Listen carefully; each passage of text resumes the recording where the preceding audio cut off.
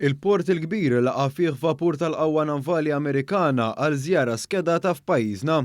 L-opra tal-baħar iġġib l-isem ta' USS Ross DDG-71 u hija l-21 opra tal-klassi Arleigh Burke Class Guided Missile Destroyer. Il-USS Ross huwa msemmi wara l-kaptan Donald Kirby Ross li ġie onorat b'medalja ta' onur mill-Kungress Amerikan minħabba s-servizz erojku tiegħu fis-seklu 20. L-opra li qed iżur pajjiżna hija waħda minn erba' li bħalissa qed isservi fl-Ewropa u tinżamm stazzjonata fil-bażi navali Amerikana ta' Rota fi Spanja. Btul ta' aktar minn 150 metru, il-vapur kapaċi jilqa' helikopter fuq wara filwaqt li għandu l-faċilità li jispara l-missili.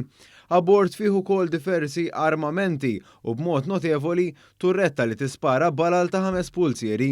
Din mhux l-ewwel darba li dan il-vapur żar pajjiżna. L-ewwel żjara tiegħu f'Malta kienet f'Awwissu tal-2004. Ftit ta' snin ilu żar Malta wkoll vapur tal-istess klassi bl-isem ta' USS Carney.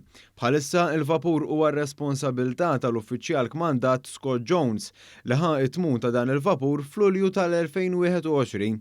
Jones tkellem magħna dwar ix-xogħol li tagħmel din l-opra tal-baħar. We're routinely called upon, by 6th Fleet to operate from the Cape of Good Hope to the Arctic Circle and everything in between.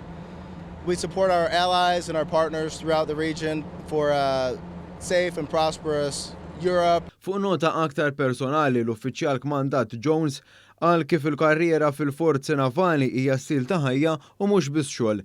It's absolutely a way of life. I love the sea, I love the ocean, and I love what the Navy brings, not just for the prosperity of the United States, but around the world.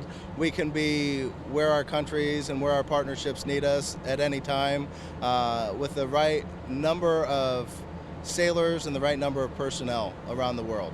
Il-vapur daħal fil-port il-kbir is-Sibt u ntlaqa mix-xarġej ta' Affer tal-Istati Uniti f'Malta Gwendolyn Green li qalet li wara l-isfidi li ġabet magħha l-pandemija il-portijiet Maltin reġgħu laqgħu vapur Amerikana l-ewwel darba. Hija nnotat kif il-preżenza ta' dan il-vapur tfakkar f'kemm huma tajbin ir-relazzjonijiet li l-qawwiet Amerikani għandhom mal-Mediterran.